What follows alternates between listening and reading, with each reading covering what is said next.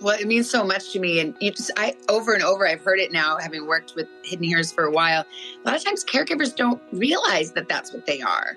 And I think the first job, our first mission is to recognize and say, I see you. Hi there, and welcome into a brand new week of Celebrity Salute, dedicated to the men and women who serve our country in active duty, our veterans and their families. We're here for you. God bless you. We love you. On each episode, we look for people and stories with some connection to these heroes. I am Randy Miller. Savannah Guthrie is the co-anchor of the NBC News Morning Show Today, a position she's held since July of 2012. She's also on the board of the Elizabeth Dole Foundation's Hidden Heroes program and their focus on military veteran caregivers. She just released a new book about her faith entitled Mostly What God Does. We're honored to have Savannah Guthrie back on with us here at Celebrity Salute. Hi, Randy. Great to see you again. Hey, great to see you too. This is so fun. And all my buddies are like so jealous because I told them I'm spending Valentine's Day with Savannah Guthrie. That's right. And you can tell them it's love, and there will be a... So what do you typically do for Valentine's Day? You got big plans? Oh my gosh, no. I have 2 kids. I'm married. Actually, we're going to do a little pizza party tonight with the kids, and the neighbors are going to come over. And, we made Valentines for each other. My little boy made one for me, so that made me happy. Oh, that's cool. My husband flowers. We'll see if I earned any flowers this year. But, it's too close to Christmas, and my birthday is Christmas. Like, it's all just...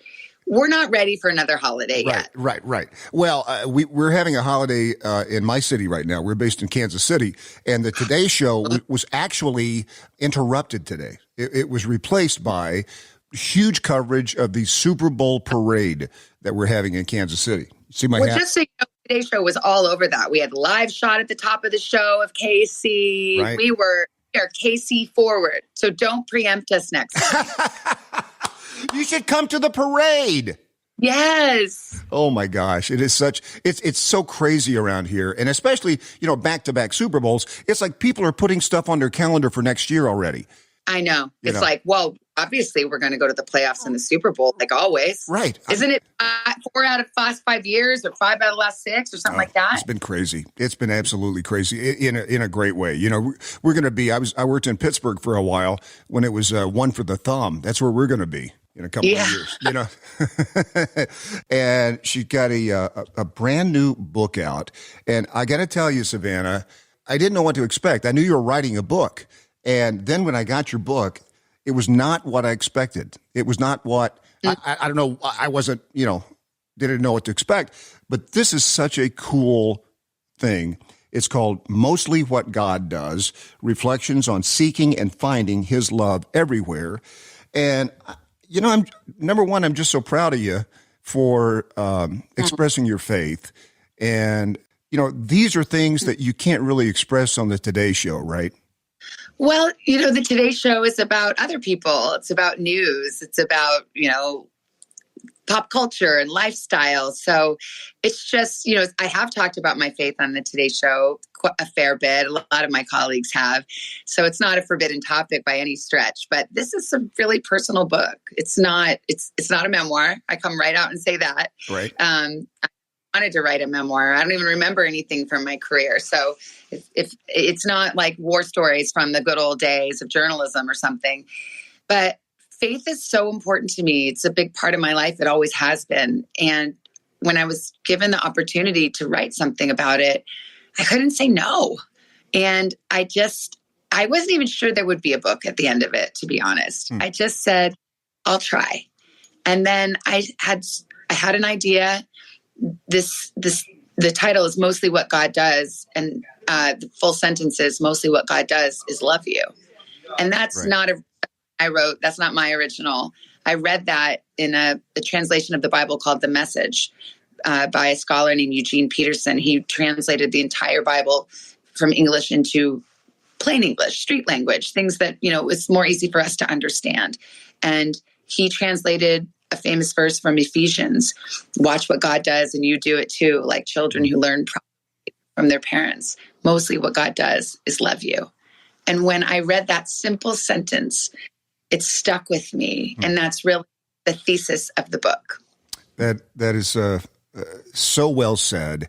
And, you have examples. I was ready to read the entire book, and then I read the forward, and you said, don't do that. Don't do that. Read. Don't read it too fast. You can do it. You bought the book. You could speed read it if you want. But I really... No, I like the way you did it, though. Reflect on the chapters. Yeah.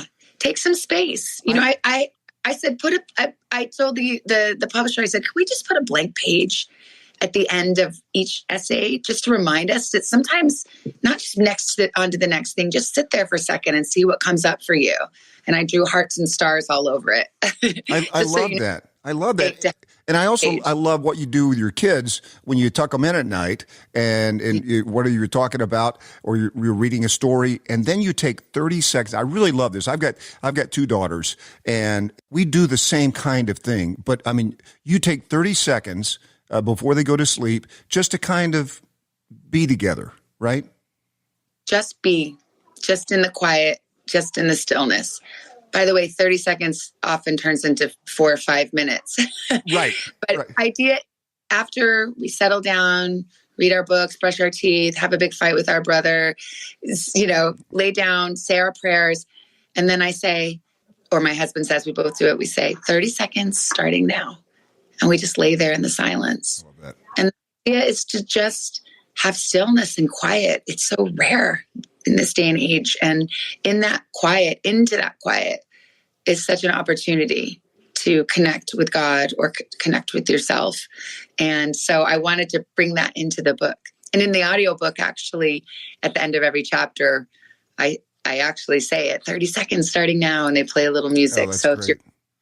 it'll be, I hope, really cool. And it's so nice and refreshing to me to hear somebody really talk about their faith in a meaningful way, what it means to them. I mean, I've been a Christian for most of my life, and, to understand that everybody's on their own journey, right? They're at a different point in their journey. I think that's important to always remember.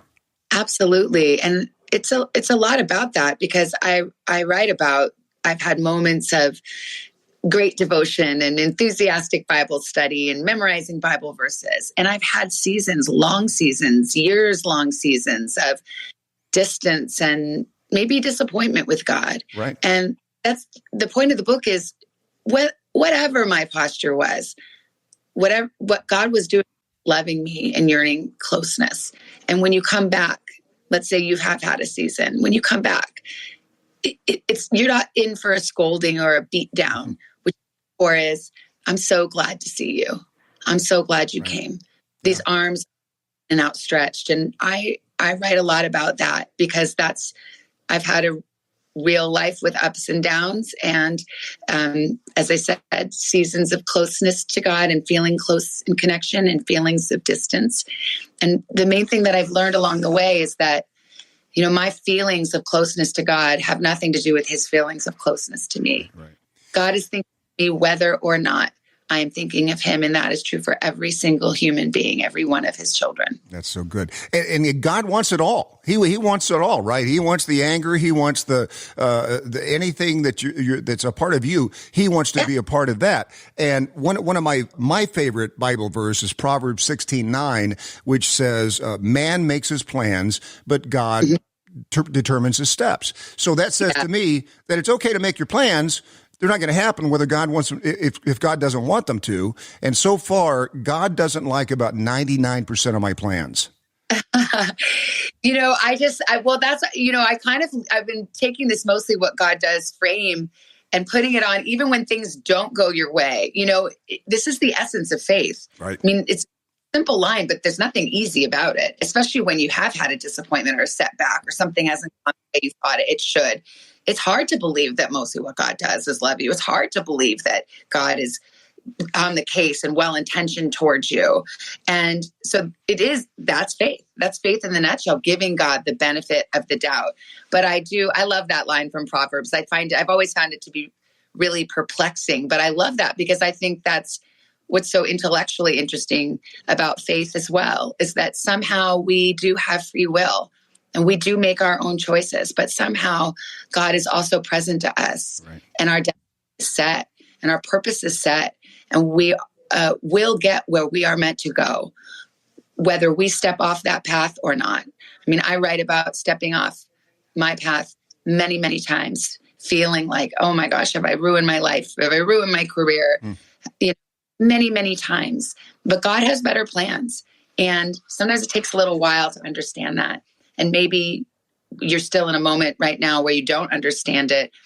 Faith is just trying to remember that perspective, that there's something larger at work, and trusting and hoping that the God of the universe is holding you and is interested in you and has a plan for you.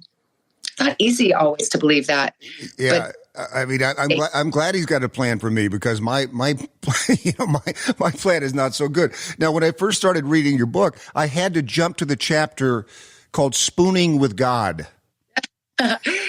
Yes. Well, I'm glad you brought it up, because, even though faith is a heavy topic, first of all, let's be clear. I'm not a theologian. I don't have any special expertise. I didn't go to seminary. I'm just a regular person writing about faith. And these are just personal essays. And, but it's also, I hope, kind of a funny book and moments of irreverence. And it's an easy read. It's a light read. It's like, read a chapter, put it aside, go to sleep, read a chapter the next night, or don't read it for a month. I mean, it's supposed to be just really easy and accessible. But Spooning with God is a very unique chapter, because it's about trying to do a meditation that was telling me to rest with God, and how difficult I found that to be, and how difficult it was for even me to slow down and get comfortable with being intimate with God, even just in my mind. And so there's a part of it where I said, should I imagine sitting on the couch with God, like, with our hands touching? That feels like an awkward first date. Should I imagine laying on my bed and God's right next to me? No, I don't like that either. I don't want to spoon with God. So it's really just about the struggle that's so real in prayer, just the discomfort and the fidgety way we feel sometimes when we quiet down. Yeah. And I hope it just expresses that we all feel that way, and it's okay, and God can work with that too. And especially, I mean, Savannah Guthrie, you are going a million miles a minute, all day long. So for you to slow down, it's got to be a kind of a difficult proposition. I love this book. So I want to talk again about your work with veterans and your work with the Elizabeth Dole Foundation, Hidden Heroes, veteran caregivers. You are there every single year at the gala. I saw a lot of the video from this past year where you talk to a lot of the caregivers, and caregivers can be anybody, brother, mother, son, daughter, and especially with the kids that become caregivers. What a responsibility that is that they have. And for you to be a champion of that, it's just so wonderful. And I want to just, again, thank you for your heart for veterans. Well, it means so much to me. And over and over, I've heard it now, having worked with Hidden Heroes for a while. A lot of times caregivers don't realize that that's what they are. And I think the first job, our first mission is to recognize and say, I see you. Caring for a veteran is as much an act of love and patriotic duty as the service that our veterans gave. And it goes on and is often unseen and maybe underappreciated and certainly under-resourced. And so Mrs. Dole really had this vision years and years ago when her husband, Bob, was in the hospital, and she looked around and saw all of these, caregivers, wives, girlfriends, sisters, moms, dads, yes, children of our veterans at Walter Reed. And she thought, who's taking care of those who are taking care of our veterans? Mm-hmm. And that was really, honestly, I think that was a divine revelation, and she turned it into her mission. And I love being part of it. Well, you do such a great job. Tom Hanks is a big part of it as well. Yeah. And I know I think there's a new chair this year that is. They added some people to the leadership. Yes, absolutely. Yeah. So it's a great organization, the Hidden Heroes with the Elizabeth Dole Foundation. And I mean, you're right. If we're not going to take care of them, who's going to take care of them? I mean, even for, and we talked about this before, but just to have a break, have a 1-day break. Well, that's the thing is, you could get overwhelmed by it or think, well, I don't know how to help. Sure you do. Do you know how to be a friend? I mean, it could start with something as simple as say, hey, I notice boy, you are caring for your loved ones so well.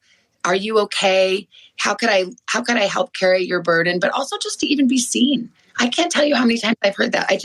I'm fine. I can keep doing it. Being appreciated and acknowledged for the sacrifice that it is the first step. And there's always a way to help. Buy a bag of groceries. Say, can I come watch the kids for an hour? Do you need a ride? Can I, is there a way I can help care for your loved one so you can run out and get your nails done? Right. There are a lot of ways to do it, and everything is appreciated. Well, Savannah, listen, again, thank you so much for supporting our vets. Thank you for coming on today, talking about your faith, talking about this book, Mostly What God Does. And it's available now. It's available now. It's available February 20th, and you can find it at any major retailer or go to mostlywhatgoddoes.com. And there's also some book tour dates, so maybe I'll get to catch you on the road. Hey, all right. Come on into Kansas City. I'll buy you some barbecue. I love it. Savannah, thank you so much. Have a great day, and happy Valentine's Day. Thank you, Randy. See you next Valentine's. Thank you. You've been listening to Celebrity Salute. Celebrity Salute is produced by Brainstorm Media and distributed by National Defense Network, with host Randy Miller and executive produced by Nate Herron.